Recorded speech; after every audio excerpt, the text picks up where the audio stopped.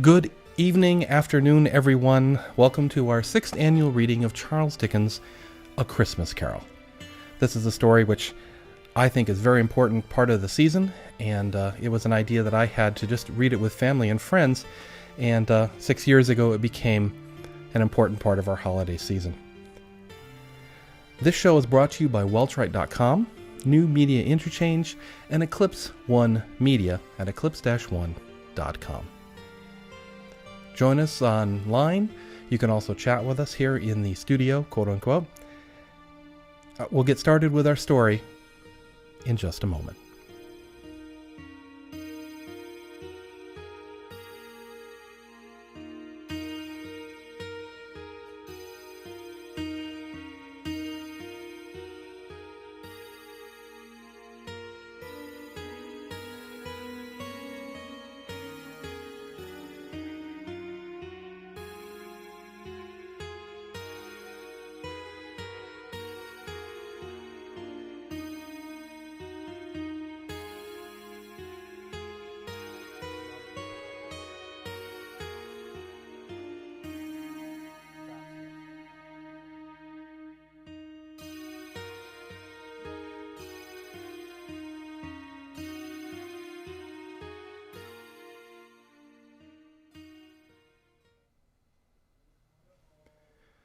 Marley was dead, to begin with.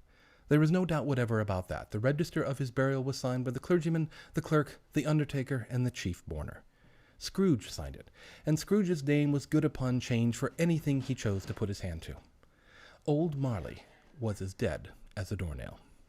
Scrooge knew he was dead? Of course he did. How could it be otherwise? Scrooge and he were partners for I don't know how many years. Scrooge was his sole executor, his sole administrator, his sole assign, his sole residuary legatee, his sole friend, his sole mourner. Scrooge never painted out old Marley's name, however. There it stood, years afterward above the warehouse door, Scrooge and Marley. The firm was known as Scrooge and Marley. Sometimes people new to the business called Scrooge Scrooge, and sometimes Marley. He answered to both names. It was all the same to him. Oh, but he was a tight-fisted hand at the grindstone, was Scrooge. A squeezing, wrenching, grasping, scraping, clutching, covetous old sinner. External heat and cold had little influence on him. Nor warmth could warm, nor cold could chill him. No wind that blew was bitterer than he, no falling snow was more intent upon its purpose, no pelting rain less open to entreaty. Foul weather didn't know where to have him. The heaviest snow and rain and snow and sleet could boast of advantage over him in only one respect. They often came down handsomely, and Scrooge never did. Nobody ever stopped him in the street to say with gladsome looks, "My dear Scrooge, how are you? When will you come to see me?" No beggars implored him to bestow a trifle. No children asked him what it was o'clock. No man or woman ever once in all his life inquired a way to such and such a place of Scrooge. Even the blind men's dogs appeared to know him, and when they saw him coming on would tug their owners into doorways and up courts, and then would wag their tails as though they said, "No eye at all is better than an evil eye, dark master." But what did Scrooge care? It was the very thing he liked. To edge his way along the crowded paths of life, warning all human sympathy to keep its distance. Once upon a time, of all the good days in the year, upon a Christmas Eve, old Scrooge sat busy in his counting house. It was a cold, bleak, biting, foggy weather, and the city clocks had only just gone 3. But it was quite dark already. The door of Scrooge's counting house was open, that he might keep his eye upon his clerk, who, in a dismal little cell beyond, a sort of tank, was copying letters. Scrooge had a very small fire, but the clerk's fire was so very much smaller that it looked like one coal. But he couldn't replenish it, for Scrooge kept the coal box in his own room, and so surely as the clerk came in with the shovel, the master predicted that it would be necessary for them to part. Wherefore, the clerk put on his white comforter and tried to warm himself at the candle, in which effort, not being a man of strong imagination, he failed. A Merry Christmas, Uncle. God save you. cried a cheerful voice. It was the voice of Scrooge's nephew, who came upon him so quickly that this was the first intimation that Scrooge had of his approach. "Bah!" said Scrooge. "Humbug!" "Christmas a humbug, uncle? You don't mean that, I am sure." "I do. Out upon Merry Christmas. What's Christmas time to you but a time for paying bills without money? A time for finding yourself a year older and not an hour richer? A time for balancing your books and having an item in 'em through around a dozen months presented dead against you? If I had my will, every idiot who goes about with Merry Christmas on his lips should be boiled in his own pudding and buried with a stake of holly through his heart. He should." "Uncle!" "Nephew, keep Christmas in your way, and let me keep it in mine." "Keep it? But you don't keep it." "Let me leave it alone, then. Much good may it do you. Much good has it ever done you." "There are many things from which I might have derived good, by which I have not profited, I dare say, Christmas among the rest. But I am sure I have always thought of Christmas time, when it has come round, apart from the veneration due to its sacred origin, if anything belonging to it be apart from that, as a good time, a kind, forgiving, charitable, pleasant time, the only time I know of in the long calendar of the year when men and women seem by one consent to open their shut-up hearts freely, and to think of people below them as if they were fellow travelers to the grave, and not another race of creatures bound on other journeys. And therefore, uncle, though it has never put a scrap of gold or silver in my pocket, I believe that it has done me good, and will do me good, and I say, God bless it."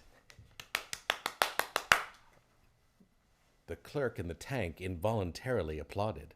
"Let me hear another sound from you," said Scrooge, "and you'll keep your Christmas by losing your situation. You're quite a powerful speaker, sir," he added, turning to his nephew. "I wonder you don't go into Parliament." "Don't be angry, uncle. Come, dine with us tomorrow." Scrooge said that he would see him. Oh, yes, indeed he did. He went the whole length of the expression, and said that he would see him in that extremity first. "But why?" cried Scrooge's nephew. "Why?" "Why did you get married?" "Because I fell in love." "Because you fell in love," growled Scrooge, as if this were the only thing in the world more ridiculous than a Merry Christmas. "Good afternoon." "Nay, uncle, but you never came to see me before that happened. Why give it as a reason for not coming now?" "Good afternoon." "I want nothing from you. I ask nothing of you. Why cannot we be friends?" "Good afternoon." "I am sorry with all my heart to find you so resolute. We have never had any quarrel to which I have been a party, but I have made the trial in homage to Christmas, and I keep my Christmas humor to the last. So, a Merry Christmas, Uncle." "Good afternoon." "And a Happy New Year." "Good afternoon." His nephew left the room without an angry word, notwithstanding. The clerk, in letting Scrooge's nephew out, had let 2 other people in. They were portly gentlemen, pleasant to behold, and now stood with their hats off in Scrooge's office. They had books and papers in their hands, and bowed to him. "Scrooge and Marley's, I believe," said one of the gentlemen, referring to his list. "Have I the pleasure of addressing Mr. Scrooge or Mr. Marley?" "Mr. Marley has been dead these 7 years. He died 7 years ago this very night." "At this festive time of year, Mr. Scrooge," said the gentleman, taking up a pen, "it is more than usually desirable that we should make some slight provision for the poor and destitute, who suffer greatly at the present time. Many thousands are in want of common necessaries. Hundreds of thousands are in want of common comforts, sir." "Are there no prisons?" "Plenty of prisons, but under the impression that they scarcely furnish Christian cheer of mind or body to the unoffending multitude, a few of us are endeavoring to raise a fund to buy the poor some meat and drink, and means of warmth. We choose this time because it is a time of all others when want is keenly felt, and abundance rejoices. What shall I put you down for?" "Nothing." "You wish to be anonymous." "I wish to be left alone." "Since you ask me what I wish, gentlemen, that is my answer. I don't make merry myself at Christmas, and I can't afford to make idle people merry. I help to support the prisons and the workhouses. They cost enough, and those who are badly off must go there." "Many can't go there, and many would rather die." If they would rather die, they had better do it and decrease the surplus population. At length, the hour of shutting up the counting-house arrived. With an ill will, Scrooge, dismounting from his stool, tacitly admitted the fact to the expectant clerk in the tank, who instantly snuffed his candle out and put on his hat. "You'll want all day tomorrow, I suppose?" "If quite convenient, sir." "It is not convenient, and it's not fair. If I was to stop 1/2 for it, you'd think yourself mightily ill-used, I'll be bound." "Yes, sir." "And yet you don't think me ill-used when I pay a day's wages for no work." "It's only once a year, sir." "Poor excuse for picking a man's pocket every 25th of December. But I suppose you must have the whole day. Be here all the earlier the next morning." The clerk promised that he would, and Scrooge walked out with a growl. The office was closed in a twinkling, and the clerk, with the long ends of his white comforter dangling below his waist, for he boasted no great coat, went down a slide, at the end of a lane of boys, 20 times in honor of its being Christmas Eve, and then he ran home as hard as he could pelt to play at blindman's buff. Scrooge took his melancholy dinner in his usual melancholy tavern, and having read all the newspapers and beguiled the rest of the evening with his banker's book, went home to bed. He lived in chambers which had once belonged to his deceased partner. They were a gloomy suite of rooms, in a lowering pile of building up a yard. The building was old enough now, and dreary enough, for nobody lived in it but Scrooge, the other rooms being all let out as offices. Now, it is a fact that there was nothing at all particular about the knocker on the door of this house, except that it was very large. Also that Scrooge had seen it night and morning during his whole residence in that place. Also that Scrooge had as little of what is called fancy about him as any man in the city of London. And yet Scrooge, having his key in the lock of the door, saw in the knocker, without its undergoing any intermediate process of change, not a knocker, but Marley's face. Marley's face with a dismal light about it, like a bad lobster in a dark cellar. It was not angry or ferocious, but it looked at Marley. It looked at Scrooge as Marley used to look, with ghostly spectacles turned up upon its ghostly forehead. As Scrooge looked fixedly at this phenomenon, it was a knocker again. He said, "Pooh, pooh," and closed the door with a bang.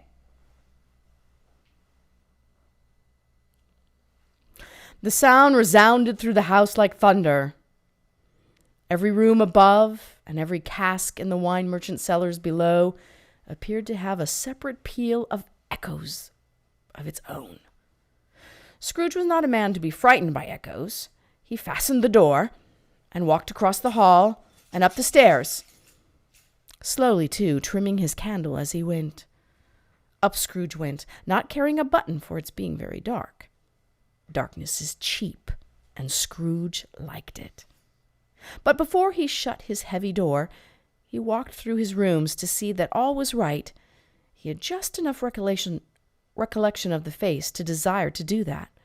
Sitting room, bedroom, lumber room, all as they should be. Nobody under the table, nobody under the sofa. A small fire in the grate, spoon and basin ready, and the little saucepan of gruel. Scrooge had a cold in his head. Upon the hob.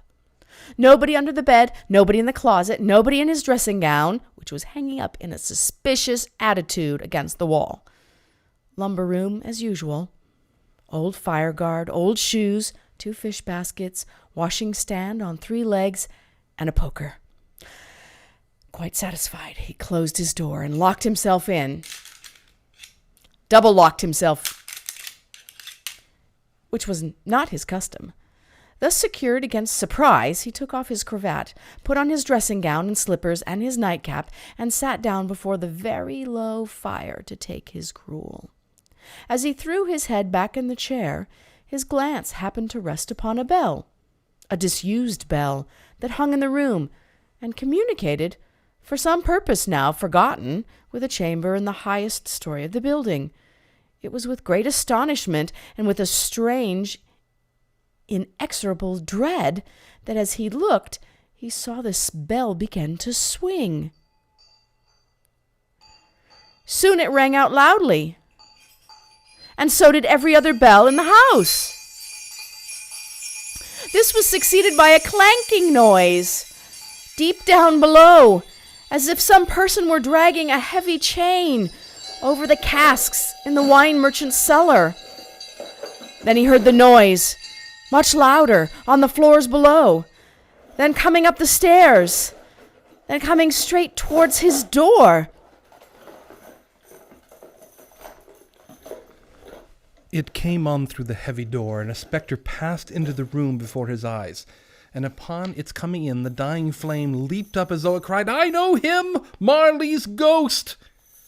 The same face, the very same. Marley in his pigtail, usual waistcoat, tights and boots. His body was transparent, so that Scrooge, observing him and looking through his waistcoat, could see the 2 buttons on his coat behind. Scrooge had often heard that Marley had no bowels, but he had never believed it until now. Nor did he believe it even now. Though he looked the phantom through and through, and saw it standing before him, though he felt the chilling influence of its death-cold eyes, and noticed the very texture of the folded kerchief bound round its head and chin, he was still incredulous. "How now?" said Scrooge, caustic and cold as ever. "What do you want with me?" "Much." Marley's voice, no doubt about it. "Who are you?" "Ask me who I was." "Who were you then?" "In your life, I was your partner, Jacob Marley." Can you sit down?" "I can." "Do it then." Scrooge asked the question because he didn't know whether a ghost so transparent might find itself in a condition to take a chair, and felt that, in the event of being impossible, it might involve the necessity of an embarrassing explanation. But the ghost sat down on the opposite side of the fireplace, as if he were quite used to it. "You don't believe in me." "I don't. What evidence would you have of my reality beyond that of your senses?" "I don't know." "Why do you doubt your senses?" "Because a little thing affects them. A slight disorder of the stomach makes them cheats. You may be an undigested bit of beef, a blot of mustard, a crumb of cheese, a fragment of an underdone potato. There's more than gravy than of grave about you, whatever you are." Scrooge was not much in the habit of cracking jokes, nor did he feel in his heart by any means waggish then. The truth is that he tried to be smart as a means of distracting his own attention and keeping down his horror. But how much greater was his horror when, the phantom taking off the bandage round his head, as if it were too warm to wear indoors, the lower jaw dropped upon its breast. "Mercy, dreadful apparition! Why do you trouble me? Why do spirits walk the earth, and why do they come to me?" "It is required of every man that the spirit within him should walk abroad among his fellow men, and travel far and wide, and if that spirit goes not forth in life, it is condemned to do so after death. I cannot tell you all I would. A very little more is permitted to me. I cannot rest, I cannot stay, I cannot linger anywhere. My spirit never walked beyond our counting-house. Mark me! In life, my spirit never roamed beyond the narrow limits of our money-changing hole, and weary journeys lie before me. 7 years dead, and traveling all the time? You travel fast, on the wings of the wind. You might have gotten over a great quantity of ground in 7 years. Blind man, not to know that ages of incessant labor by immortal creatures for this earth must pass into eternity before the good of which is susceptible to is all developed. Not to know that any Christian spirit working kindly in its little sphere, whatever it may be, will find its mortal life too short for its vast means of usefulness. Not to know that no space of regret can make amends for one's life's opportunities misused. Yet I was like this man. Once I was like this man. "But you are always a good man of business, Jacob," faltered Scrooge, who now began to apply this to himself. "Business!" cried the ghost, wringing his hands again. "Mankind was my business. The common welfare was my business. Charity, mercy, forbearance, benevolence were all my business. The dealings of my trade were but a drop of water in the comprehensive ocean of my business." Scrooge was very much dismayed to hear the spectre going on at this rate, and began to quake exceedingly. "Hear me. My time is nearly gone."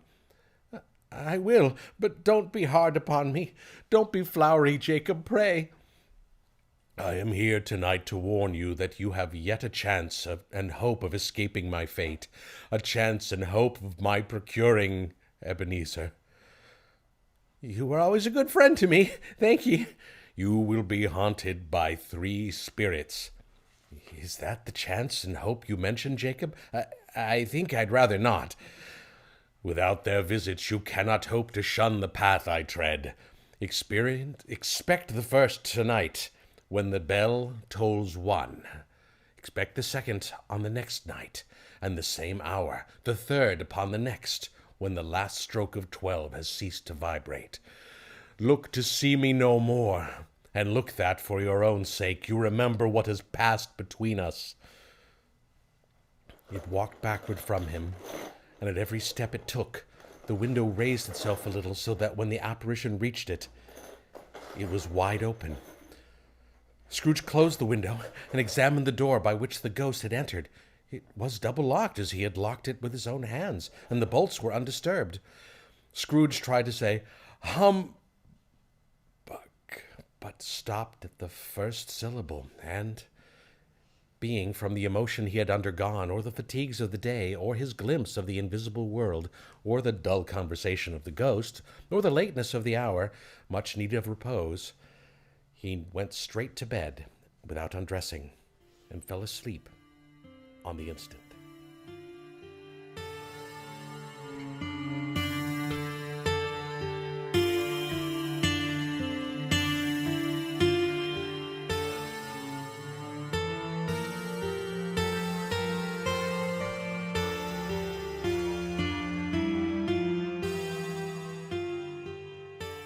Listening to the 6th annual reading of Charles Dickens' A Christmas Carol, brought to you by Welchwright.com, New Media Interchange, and Eclipse One Media.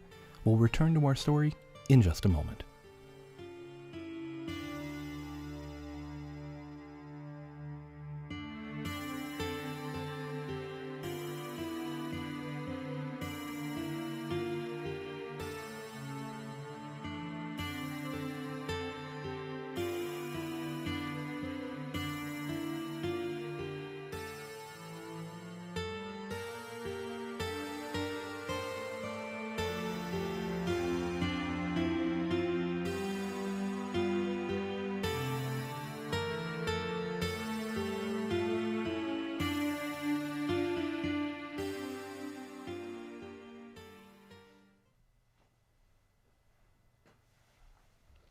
When Scrooge awoke, it was so dark that looking out of bed he could scarcely distinguish the transparent window from the opaque walls of his chamber, until suddenly the church clock tolled a deep, dull, hollow, melancholy 1.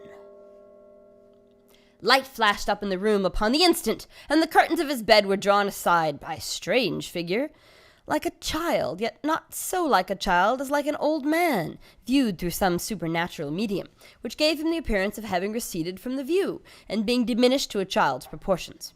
Its hair, which hung about its neck and down its back, was white as if with age, and yet the face had not a wrinkle in it, and the tenderest bloom was on the skin. It held a branch of fresh green holly in its hand, and in singular contradiction of that wintry emblem, had its dress trimmed with summer flowers. But the strangest thing about it was, from the crown of its head there sprung a deep, clear jet of light, by which all this was visible, and which was doubtless the occasion of its using, in its duller moments, a great extinguisher for a cap, which it now held under its arm. "Are you the spirit, sir, whose coming was foretold to me?" "I am." Who and what are you?" "I am the ghost of Christmas past." "Long past?" "No, your past. The things that you will see with me are shadows of the things that have been. They will have no consciousness of us." Scrooge then made bold to inquire what business brought him there. "Your welfare! Rise and walk with me." It would have been in vain for Scrooge to plead that the weather and the hour were not adapted to pedestrian purposes, that the bed was warm and the thermometer a long way below freezing, that he was clad but lightly in his slippers, dressing gown, and nightcap, and that he had a cold upon him at that time. The grasp, though gentle as a woman's hand, was not to be resisted. He rose, but finding that the spirit made towards the window, clasped its robe in supplication. "I am a mortal and liable to fall." "Bear but a touch of my hand there," said the spirit, laying upon its heart, "and you shall be upheld in more than this." As the words were spoken, they passed through the wall and stood in the busy thoroughfares of a city. It was made plain enough by the dressing of the shops that here, too, it was Christmas time. The ghost stopped at a certain warehouse door and asked Scrooge if he knew it. "Know it? I was apprenticed here." They went in. At sight of an old gentleman in a Welsh wig sitting behind such a high desk that, if he had been 2 inches taller, he must have knocked his head against the ceiling, Scrooge cried in great excitement, "Why, it's old Fezziwig! Bless his heart, it's Fezziwig alive again!" Old Fezziwig laid down his pen and looked up at the clock, which pointed to the hour of 7. He rubbed his hands, adjusted his capacious waistcoat, laughed all over himself, from his shoes to his organ of benevolence, and called out in a comfortable, oily, rich, fat, jovial voice, "Yo-ho there, Ebenezer! Dick!" A living and moving picture of Scrooge's former self, a young man came briskly in, accompanied by his fellow prentice. "Dick Wilkins, to be sure," said Scrooge to the ghost. "My old fellow prentice. Bless me, yes, there he is. He was very much attached to me, was Dick. Poor Dick. Dear, dear." "Yo-ho, my boys," said Fezziwig. "No more work tonight. Christmas Eve, Dick. Christmas, Ebenezer. Let's have the shutters up before a man can say Jack Robinson. Clear away, my lads, and let's have lots of room here." Clear away. There was nothing they wouldn't have cleared away, or couldn't have cleared away, with old Fezziwig looking on. It was done in a minute. Every movable was packed off, as if it were dismissed from public life forevermore. The floor was swept and watered, the lamps were trimmed, fuel was heaped upon the fire, and the warehouse was as snug and warm and dry and bright a ballroom as you would desire to see upon a winter's night. In came a fiddler with a music book, and went up to the lofty desk, and made an orchestra of it, and tuned like 50 stomach aches. In came Mrs. Fezziwig, one vast, substantial smile. In came the 3 Miss Fezziwigs, beaming and lovable. In came the 6 young followers whose hearts they broke. In came all the young men and women employed in the business. In came the housemaid with her cousin, the baker. In came the cook with her brother's particular friend, the milkman. In they all came, one after another, some shyly, some boldly, some gracefully, some awkwardly, some pushing, some pulling. In they all came, anyhow and every way. Away they all went, 20 couple at once, hands half round and back again the other way, down the middle and up again, round and round in various stages of affectionate grouping. Old top couple always turning up in the wrong place, new top couple starting off again. As soon as they got there, all top couples at last, and not a bottom one to help them. When this result was brought about, old Fezziwig, clapping his hands to stop the dance, cried out, "Well done!" And the fiddler plunged his hot face into a pot of porter especially provided for that purpose. There were more dances, and there were forfeits, and more dances, and there was cake, and there was negus, and there was a great piece of cold roast, and there was a great piece of cold boiled, and there were mince pies, and plenty of beer. But the great effect of the evening came after the roast and boiled, when the fiddler struck up Sir Roger de Coverley. Then old Fezziwig stood out to dance with Mrs. Fezziwig. Top couple, too, with a good stiff piece of work cut out for them. 3 or 4 and 20 pair of partners, people who were not to be trifled with, people who would dance and had no notion of walking. But if they had been twice as many, 4 times, old Fezziwig would have been a match for them, and so would Mrs. Fezziwig. As to her, she was worthy to be his partner in every sense of the term. A positive light appeared to issue from Fezziwig's calves. They shone in every part of the dance. You couldn't have predicted, at any given time, what would become of them next. And when old Fezziwig and Mrs. Fezziwig had gone all through the dance, advance and retire, turn your partner, bow and curtsy, corkscrew, thread the needle, and back again to your place, Fezziwig cut so deftly that he appeared to wink with his legs. When the clock struck 11, this domestic ball broke up. Mr. and Mrs. Fezziwig took their stations, one on either side of the door, and shaking hands with every person individually as he or she went out, wished him or her a Merry Christmas. When everybody had retired but the 2 prentices, they did the same to them, and thus the cheerful voices died away, and the lads were left to their beds, which were under a counter in the back shop. "A small matter," said the ghost, "to make these silly folk so full of gratitude. He has spent but a few pounds of your mortal money, 3 or 4 perhaps. Is that so much that he deserves this praise?" "It isn't that," said Scrooge, heated by the remark, and speaking unconsciously like his former, not his latter self. "It isn't that, Spirit. He has the power to render us happy or unhappy, to make our service light or burdensome, a pleasure or a toil. Say that his power lies in words and looks, in things so slight and insignificant that it's impossible to add up and count them up. What then? The happiness he gives is quite as great as if it cost a fortune." He felt the Spirit's glance and stopped. "What's the matter?" "Nothing particular. Something, I think. No, I should like to be able to say a word or 2 to my clerk just now. That's all." "Time grows short," observed the Spirit. "Quick!" This was not addressed to Scrooge or anyone whom he could see, but it produced an immediate effect, for again he saw himself. He was older now, a man in the prime of life. He was not alone, but sat by the side of a fair young girl in a black dress, in whose eyes there were tears. "It matters little," she said softly to Scrooge's former self. "To you, very little.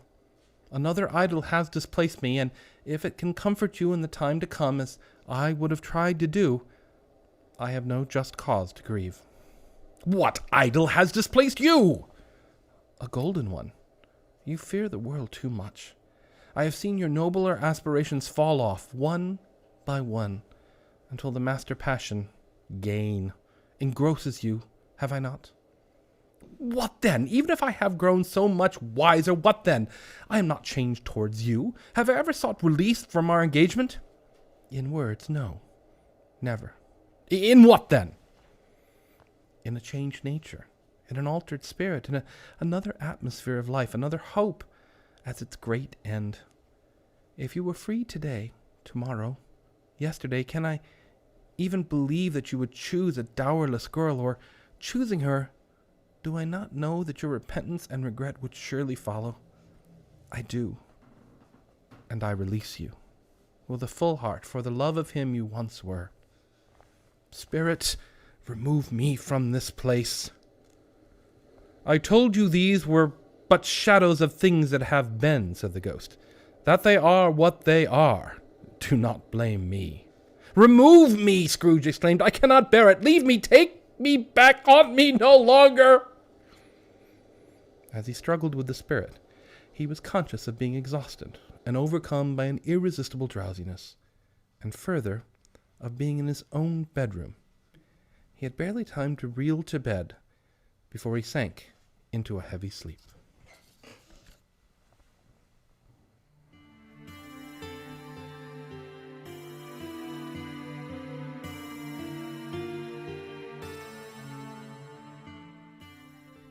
You're listening to a live reading of Charles Dickens' A Christmas Carol, brought to you by Welchwright.com, New Media Interchange, and Eclipse One Media. We'll return to our story in just a moment.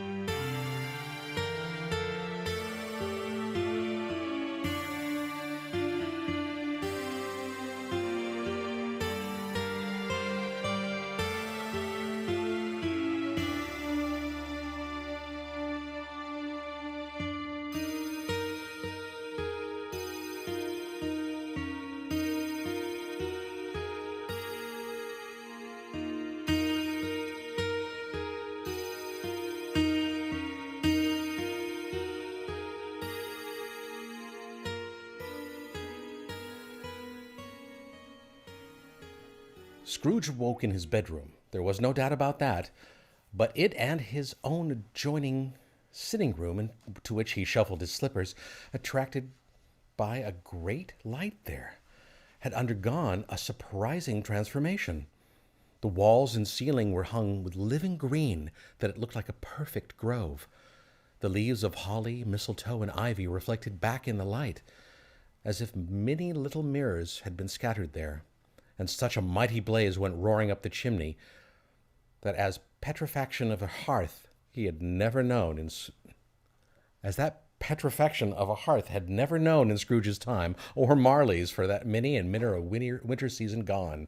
Heaped upon the floor to form a kind of throne were turkeys, geese, game, brawn, great joints of meat, suckling pigs, long wreaths of sausages, mince pies, plum puddings, barrels of oysters, red-hot chestnuts, cherry-cheeked apples, juicy oranges, luscious pears, immense twelfth cakes, and great bowls of punch.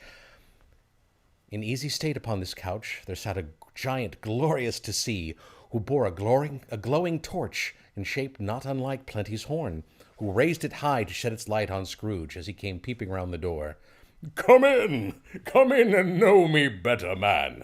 I am the ghost of Christmas present. Look upon me. You have never seen the like of me before. Never. Have never walked forth with the younger members of my family, meaning, for I am very young, my elder brothers born in these late years? Pursued the Phantom. I don't think I have. I am afraid I have not. Have you had many brothers, Spirit? More than 1,800. A tremendous family to provide for. Spirit, conduct me where you will. I went forth last night on compulsion. I learnt a lesson which is working now. Tonight, if you have aught to teach me, let me profit by it. Touch my robe. Scrooge did as he was told and held it fast. The room and all its contents had vanished instantly, and they stood in city streets upon a snowy, wintry Christmas morning. Scrooge and the ghost passed on, invisible, straight to Scrooge's clerks, and on the threshold of the door the spirit smiled and stopped to bless Bob Cratchit's dwelling with the sprinklings of his torch. Think of that! Bob had but 15 bob a week himself. He pocketed on Saturdays but 15 copies of his Christian name, and yet the ghost of Christmas present blessed his 4-roomed house. Then up rose Mrs. Cratchit, Cratchit's wife, dressed out but poorly in a twice-turned gown, brave in ribbons, which are cheap and make a goodly show for sixpence, and she laid the cloth, assisted by Belinda Cratchit, second of her daughters, also brave in ribbons, while Master Peter Cratchit plunged a fork into the saucepan of potatoes, and getting the corners of his monstrous shirt collar, Bob's private property conferred upon his son and heir in the honor of the day, into his mouth, rejoiced to find himself so gallantly attired, and yearned to show his linen in the fashionable park. And now 2 smaller Cratchits, boy and girl, came tearing in, screaming that outside the baker's they had smelt the goose and known it for their own, and basking in luxurious thoughts of sage and onion, these young Cratchits danced about the table and exalted Master Peter Cratchit to the skies, while he, not proud, although his collars nearly choked him, blew the fire until the slow potatoes bubbling up knocked loudly at the saucepan lid to be let out and peeled. "What has ever got your precious father, then?" said Mrs. Cratchit. "And your brother Tiny Tim. And Martha warn't as late as Christmas Day by half an hour." "Here's Martha, mother," said a girl, appearing as she spoke. "Here's Martha, mother," cried the 2 young Cratchits. "Hurrah! There's such a goose, Martha." "Why, bless your heart alive, my dear, how late you are," said Mrs. Cratchit, kissing her a dozen times and taking off her shawl and bonnet for her. "We'd a deal of work to finish up last night," replied the girl, "and had to clear away this morning, mother." "Well, never mind so long as you are come," said Mrs. Cratchit. "Sit ye down before the fire, my dear, and have a warm, Lord bless ye." "No, no, there's father coming," cried the 2 young Cratchits, who were everywhere at once. "Hide, Martha, hide!" So Martha hid herself, and in came little Bob the father, with at least 3 feet of comforter, exclusive of the fringe, hanging down before him, and his threadbare clothes darned up and brushed to look seasonable, and Tiny Tim upon his shoulder. Alas for Tiny Tim, he bore a little crutch, and had his limbs supported by an iron frame. "Why, where's our Martha?" cried Bob Cratchit, looking around. "Not coming," said Mrs. Cratchit. "Not coming," said Bob, with a sudden declension in his high spirits, for he had been Tim's blood horse all the way from church, and had come home rampant. "Not coming on Christmas Day?" Martha didn't like to see him disappointed, as if it were only in joke, so she came out prematurely from behind the closet door and ran into his arms, while the 2 young Cratchits hustled Tiny Tim and bore him off to the wash-house that he might hear the pudding singing in the copper. "And how did little Tim behave?" asked Mrs. Cratchit, when she had rallied Bob on his credulity, and Bob had hugged his daughter to his heart's content. "As good as gold," said Bob. "And better. Somehow he gets thoughtful, sitting by himself so much, and thinks the strangest things you ever heard. He told me coming home that he hoped the people saw him in the church, because he was a cripple, and it might be pleasant to them to remember upon Christmas Day, who made lame beggars walk and blind men see." Bob's voice was tremulous when he told them this, and trembled more when he said that Tiny Tim was growing strong and hearty. His active little crutch was heard upon the floor, and back came Tiny Tim before another word was spoken, escorted by his brother and sister to his stool beside the fire, and while Bob, turning up his cuffs, as if, poor fellow, they were capable of being made more shabby, compounded some hot mixture in a jug with gin and lemons, stirred it round and round, and put it on the bob to simmer. Master Peter and the 2 ubiquitous young Cratchits went to fetch the goose, with which they soon returned in high procession. Mrs. Cratchit made the gravy, ready beforehand in a little saucepan, hissing hot. Master Peter mashed the potatoes with incredible vigor. Miss Belinda sweetened up the applesauce. Martha dusted the hot plates. Bob took Tiny Tim beside him in a tiny corner at the table. The 2 young Cratchits set chairs for everybody, not forgetting themselves, and mounting guard upon their posts, crammed spoons into their mouths, lest they should shriek for goose before their turn came to be helped. At last the dishes were set on, and grace was said. It was succeeded by a breathless pause, as Mrs. Cratchit, looking slowly all along the carving knife, prepared to plunge it into the breast. But when she did, and when the long-expected gush of stuffing issued forth, one murmur of delight arose all round the board, and even Tiny Tim, excited by the 2 young Cratchits, beat on the table with the handle of his knife and feebly cried, "Hurrah!" "There never was such a goose." Bob said he didn't believe there ever was such a goose cooked. Its tenderness and flavor, size and cheapness were the themes of universal admiration. Eked out by applesauce and mashed potatoes, it was a sufficient dinner for the whole family. Indeed, as Mrs. Cratchit said with great delight, surveying one small atom of a bone upon the dish, they hadn't ate it all at last. Yet every one had had enough, and the youngest Cratchits in particular were steeped in sage and onion to the eyebrows. But now, the plates being cleared by Miss Belinda and Mrs. Cratchit, left the room alone, too nervous to bear witnesses, to take the pudding up and bring it in. Suppose it should not be done enough? Suppose it should break in turning out? Suppose somebody should have got over the wall of the backyard and stolen it while they were merry with the goose? A supposition at which the two young Cratchits became livid. All sorts of horrors were supposed. Hallo, a great deal of steam. The pudding was out of the copper, a smell like a washing day. That was the cloth.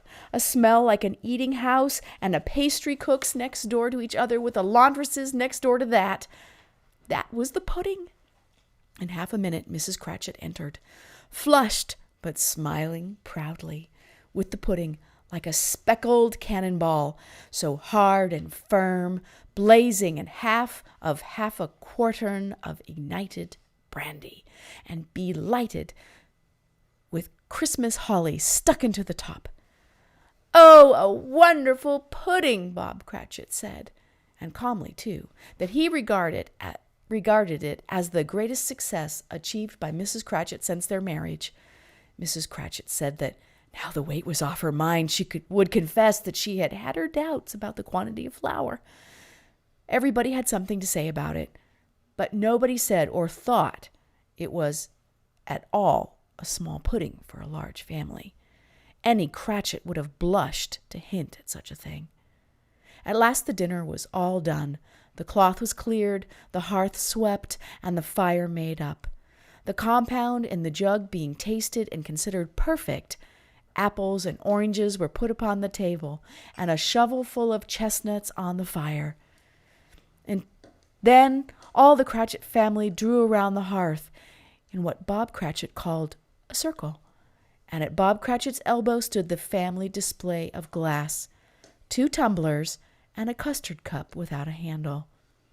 These held the hot stuff from the jug, however, as well as golden goblets would have done, and Bob served it out with beaming looks, while the chestnuts on the fire sputtered and crackled noisily. Then Bob proposed, "A Merry Christmas to us all, my dears. God bless us," which all the family re-echoed. "God bless us, every one," said Tiny Tim, the last of all. He sat very close to his father's side upon his little stool. Bob held his withered little hand in his, as if he loved the child and wished to keep him by his side and dreaded that he might be taken from him. Scrooge raised his head speedily on hearing his own name. "Mrs. Scrooge," said Bob, "I give you Mr. Scrooge, the founder of the feast." "Founder of the feast, indeed," said Mrs. Cratchit, reddening. "I wish I had him here. I'd give him a piece of my mind to feast upon, and hope he'd have a good appetite for it." "My dear," said Bob, "the children, Christmas Day." "It should be Christmas Day, I am sure," said she, "on which one drinks to the health of such an odious, stingy, hard, unfeeling man as Mr. Scrooge. You know he is, Robert. Nobody knows it better than you do, poor fellow." "My dear," was Bob's mild answer, "Christmas Day." "I'll drink his health for your sake and the day's," said Mrs. Cratchit. "Not for his. Long life to him. A Merry Christmas and a Happy New Year. He'll be very merry and very happy, I have no doubt." The children drank the toast after her. It was the first of their proceedings which had no heartiness in it. Tiny Tim drank it last of all, but he didn't care twopence for it. Scrooge was the ogre of the family. The mention of his name cast a dark shadow on the party, which was not dispelled for a full 5 minutes. After it passed away, they were 10 times merrier than before, from the mere relief of Scrooge the Baleful being done with. Bob Cratchit told them how he had a situation in his eye for Master Peter, which would bring in, if obtained, a full 5 and 6pence weekly. The 2 young Cratchits laughed tremendously at the idea of Peter's being a man of business, and Peter himself looked thoughtfully at the fire between his collars, as if he were deliberating what particular investments he should favor when he came into the receipt of that bewildering income. Martha, who was a poor apprentice in a milliner's, then told them what kind of work she has to do, and how many hours she worked at a stretch, and how she meant to lie abed tomorrow morning for a good long rest, tomorrow being a holiday she passed at home. Also how she had seen a countess and a lord some days before, and how the lord was much as about as tall as Peter, at which Peter pulled up his collar so high that you couldn't have seen his head if you had been there. All this time the chestnuts and the jug went round and round, and by they had a song. about a lost child traveling in the snow from Tiny Tim, who had a plaintive little voice and sang it very well indeed.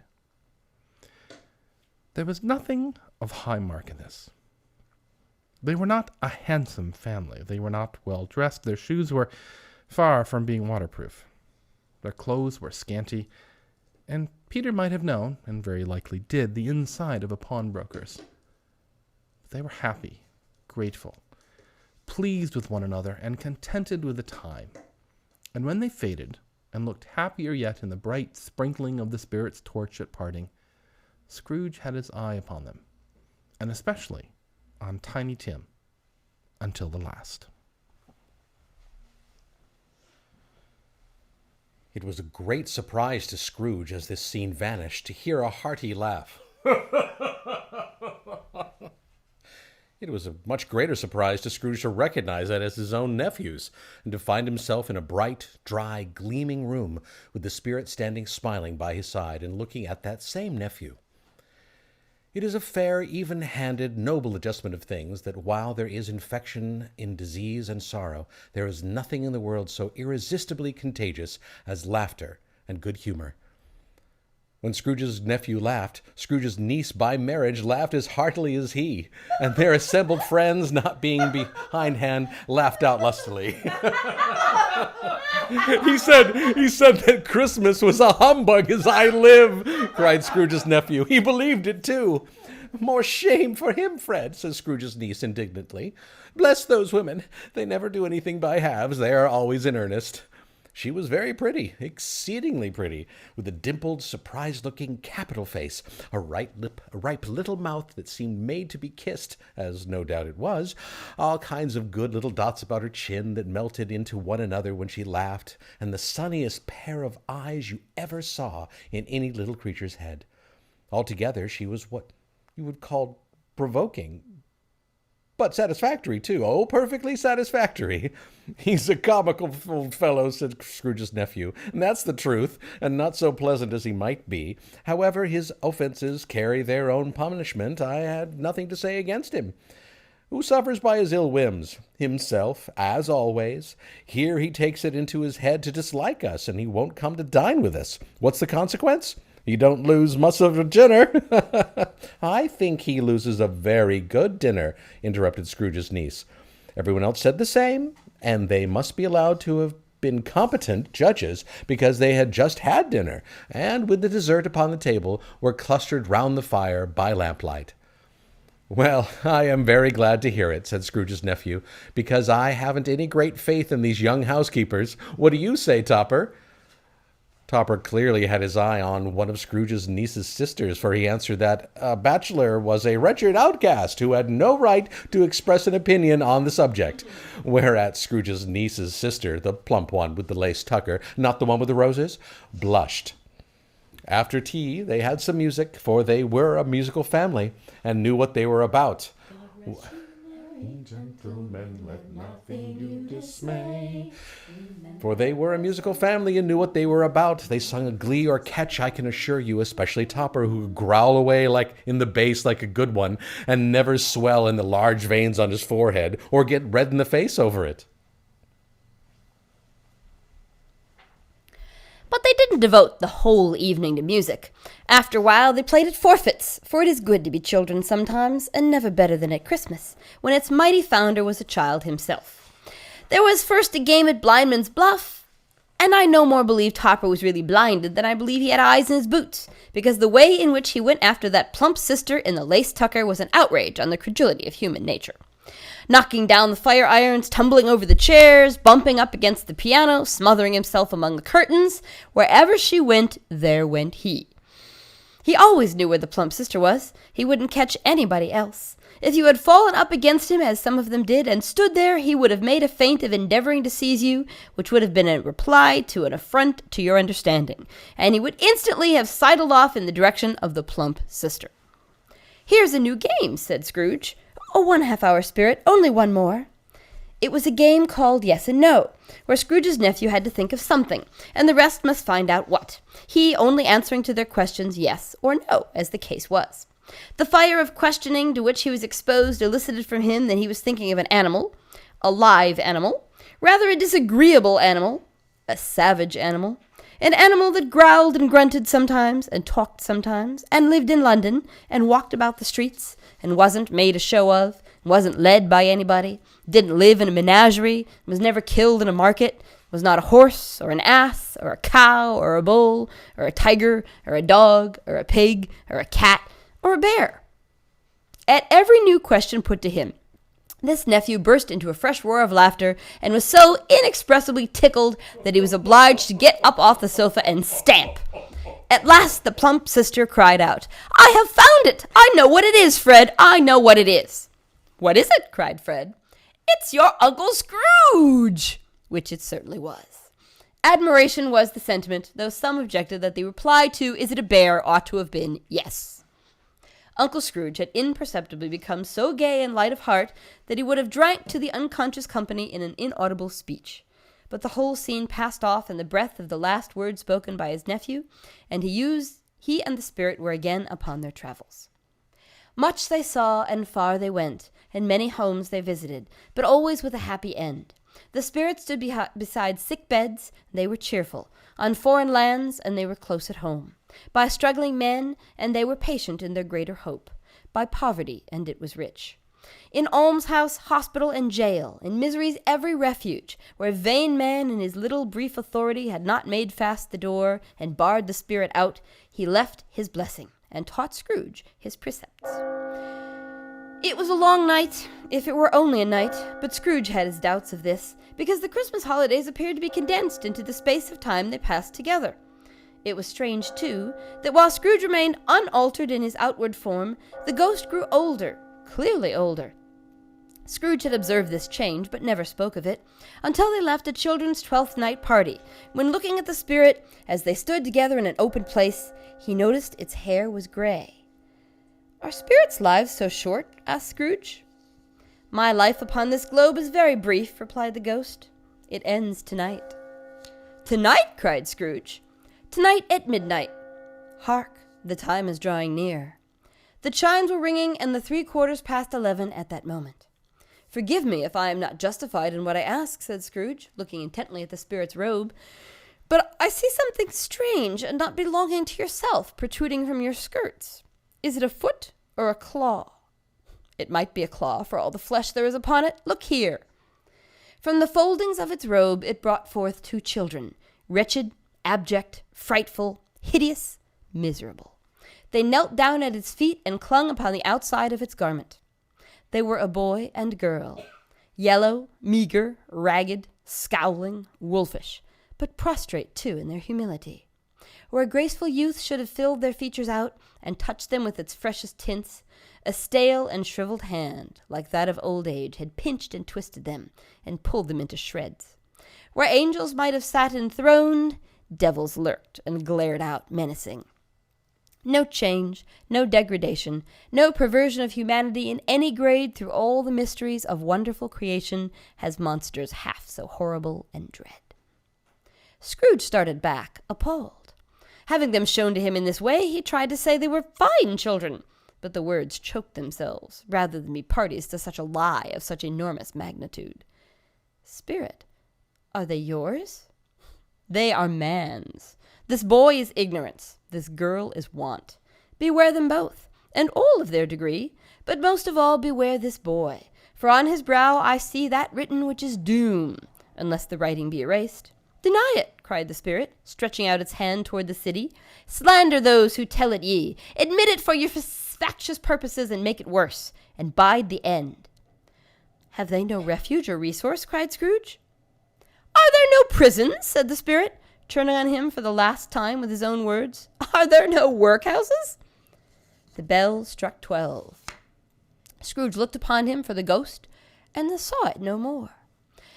As the last stroke ceased to vibrate, he remembered the prediction of old Jacob Marley, and lifting up his eyes, beheld a solemn phantom, draped and hooded, coming like a mist along the ground towards him.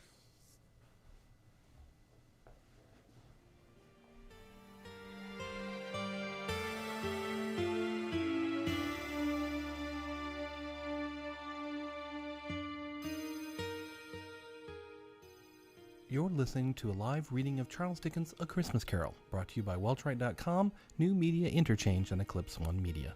We'll return to our finale of our story in just a moment.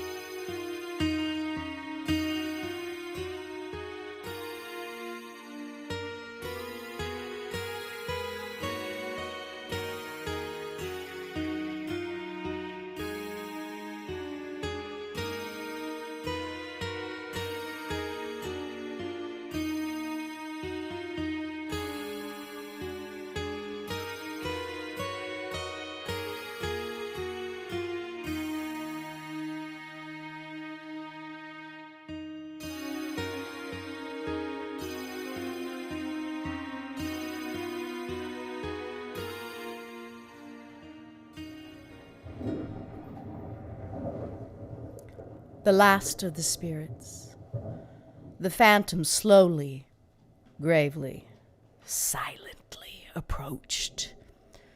When it came near him, Scrooge bent down upon his knee, for in the air through which this spirit moved, it seemed to scatter gloom and mystery.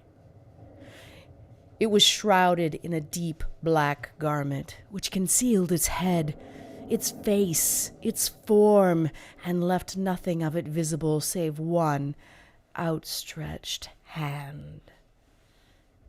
He knew no more, for the spirit neither spoke nor moved. I'm in the presence of the ghost of Christmas yet to come? Ghost of the future? I fear you more than any spectre I have seen. But as I know your purpose is to do me good, and as I hope to live to be another man from what I was, I am prepared to bear you company, and to do it with a thankful heart. Will you not speak to me? It gave him no reply.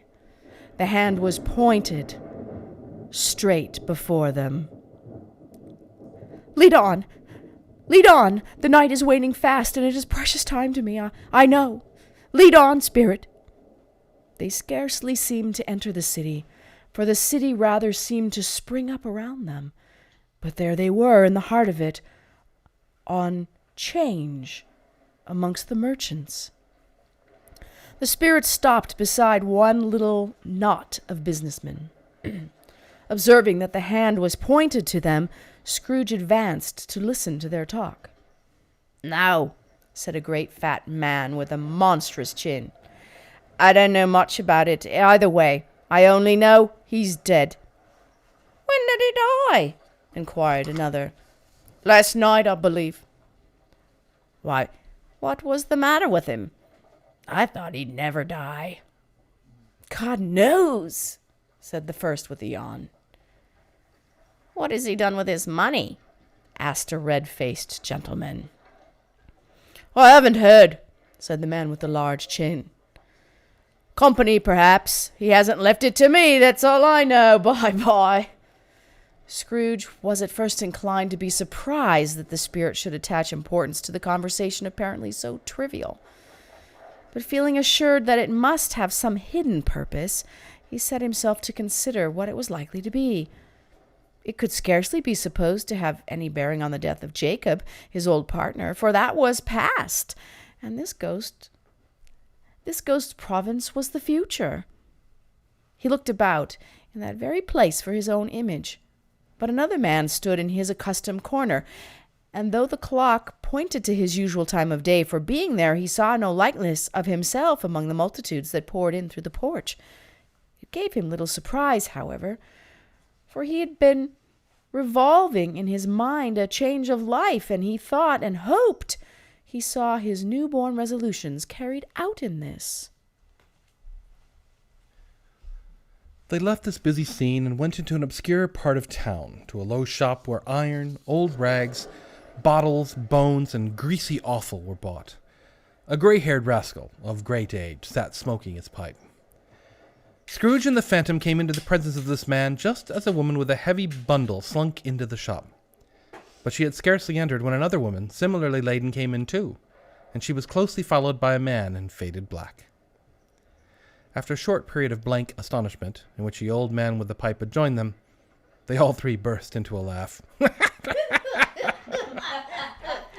"Let the charwoman alone to be the first," cried she who had entered first. "Let the laundress alone to be the second, and let the undertaker's man alone to be the third. Look here, old Joe, here's a chance, if we haven't all met here without meaning it." "You couldn't have met in a better place. You were made free of it long ago, you know, and the other two aren't strangers. What have you got to sell? What have you got to sell?" "Half a minute's patience, Joe, and you'll see." "What odds, then? What odds, Mrs. Dibble?" said the woman. "Every person has a right to take care of themselves. He always did. Who's the worse for the loss of a few things like these? Not a dead man, I suppose." Mrs. Dilber, whose manner was remarkable for general propitiation, said, "No, indeed, ma'am. If he wanted to keep him after he was dead, a wicked old screw, why wasn't he natural in his lifetime? If he had been, he would have had someone to look after him when he was struck with death, instead of lying gasping out his last there alone by himself." "It's the truest word that was ever spoke. It's a judgment on him." "I wish it was a heavier judgment, and it should have been. You may depend upon me, if I could have laid hands on anything else. Open that bundle, old Joe, and let me know the value of it. Speak out plain. I'm not afraid to be the first, nor afraid for them to see it." Joe went down on his knees for the greater convenience of opening the bundle, and dragged out a large and heavy roll of some dark stuff. "What do you call this? Bed curtains? Ah, bed curtains. Don't drop oil upon that blankets now." "His blankets? Whose else do you think? He isn't likely to take cold without 'em, I dare say.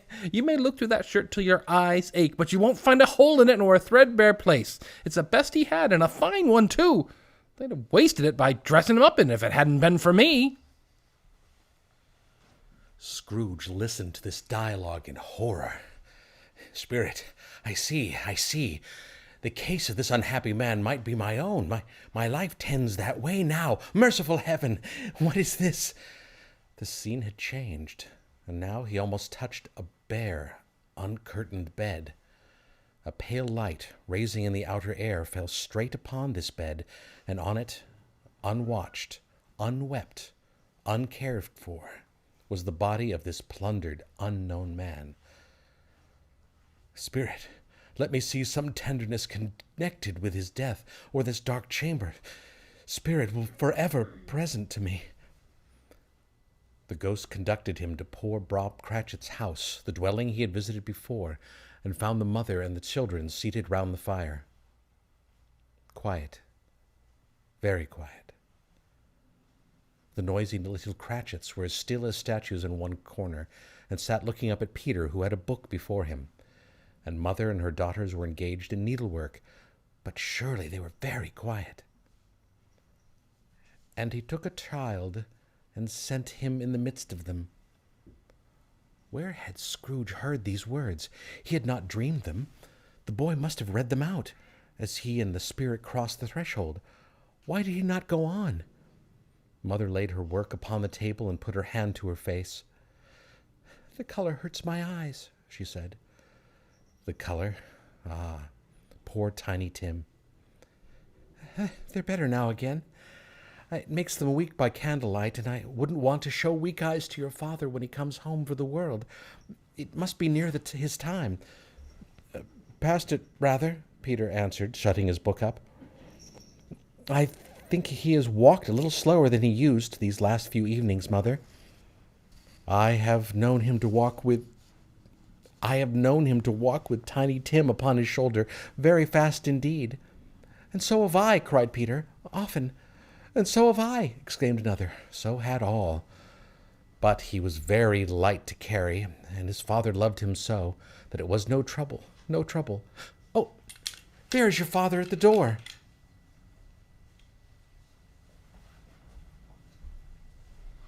She hurried out to meet him, and little Bob in his comforter, he had need of it, poor fellow, came in. His tea was ready for him on the hob, and they all tried who should help him to it most.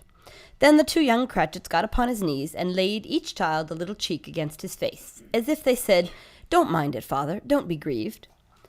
Bob was very cheerful with them, and spoke pleasantly to all the family. He looked at the work upon the table, and praised the industry and speed of Mrs. Cratchit and the girls. They would be done long before Sunday, he said. "Sunday! You went to-day, then, Robert?" "Yes, my dear," returned Bob. "I wish you could have gone. It would have done you good to see how green the place is. But you'll see it often. I promised him that I would walk there on a Sunday. My little child, my little child." He broke down all at once. He couldn't help it. If he could have helped it, he and his child would have been farther apart, perhaps, than they were. "Spectre," said Scrooge, "something informs me that our parting moment is at hand." "I know it, but I know not how. Tell me what man that was with the covered face whom we saw lying dead." The ghost of Christmas yet to come conveyed him to a dismal, wretched, ruinous churchyard. The spirit stood among the graves and pointed down to one.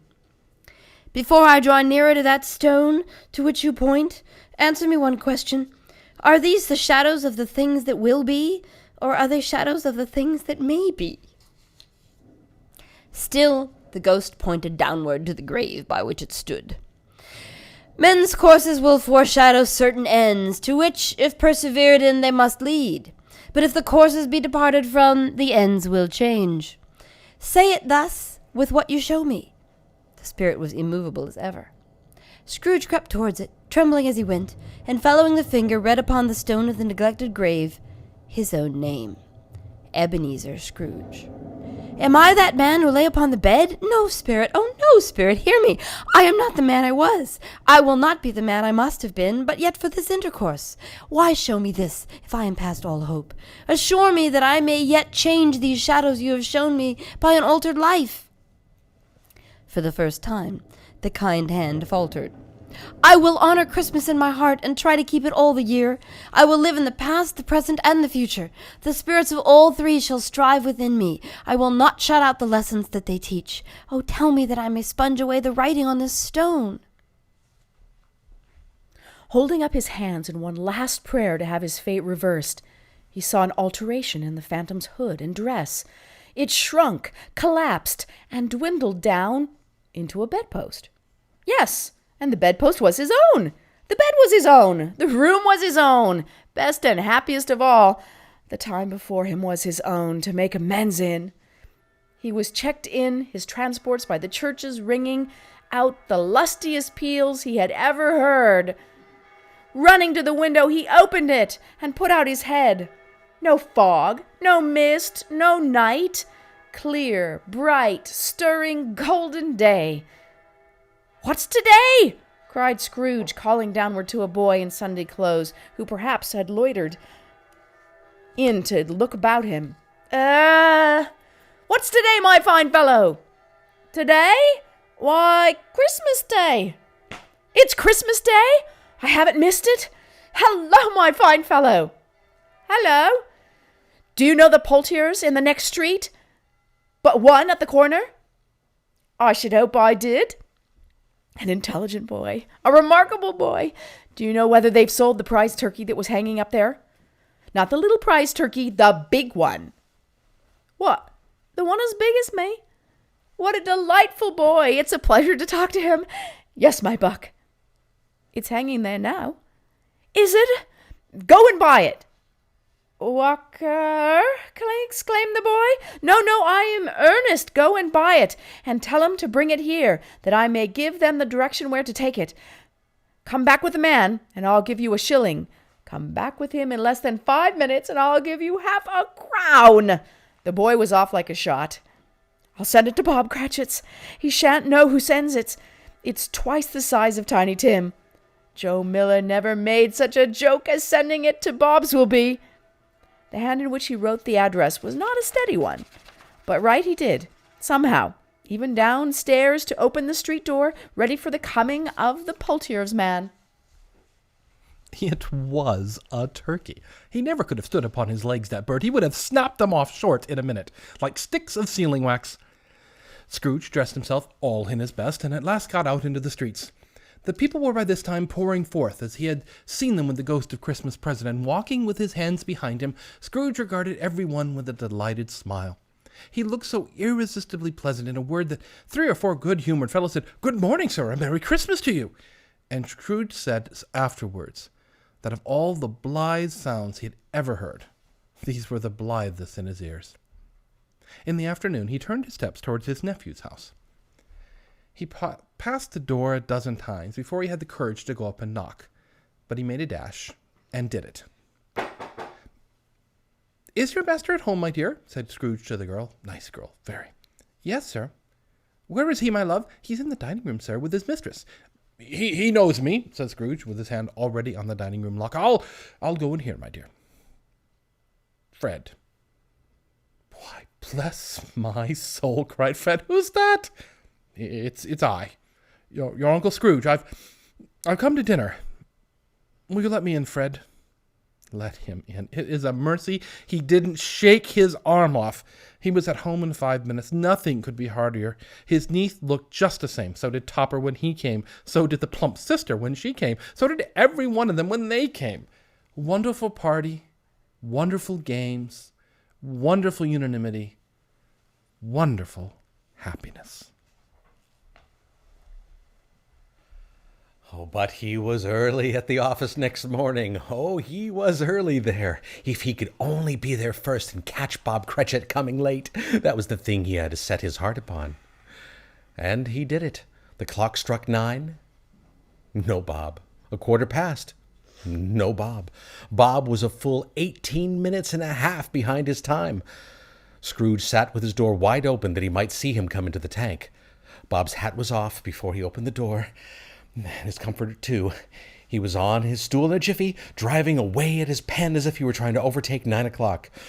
"Hello," growled Scrooge in his accustomed voice, as near as he could feign it. "What do you mean by coming here at this time of day?" I'm very sorry, sir. I am behind my time." "You are? Yes, I think you are. Step this way, if you please." "It's only once a year, sir. It shall not be repeated. I was making rather merry yesterday, sir." "Now, I'll tell you what, my friend, I am not going to stand this sort of thing any longer.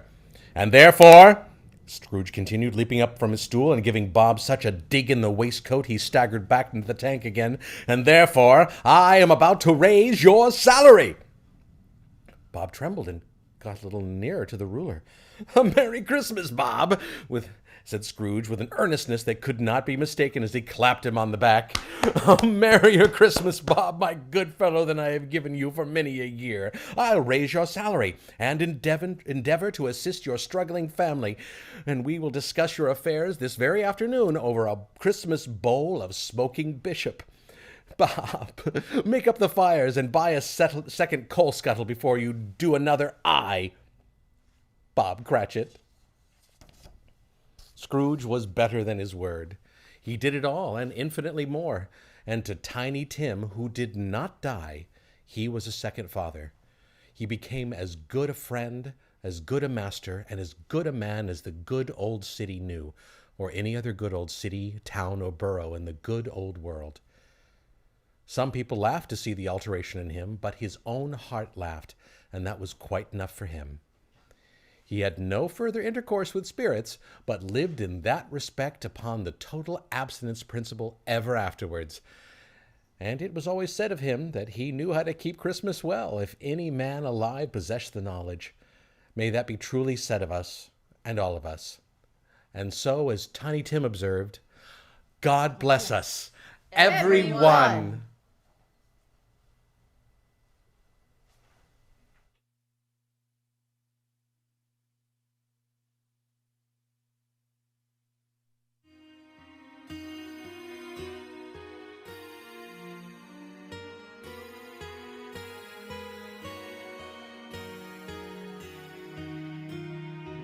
This. Thank you for joining us for the 6th annual reading of Charles Dickens' A Christmas Carol, brought to you by Welchwright.com, New Media Interchange, and Eclipse One Media. A Merry Christmas and a Happy New Year to everyone, and may your holidays be bright. Yay!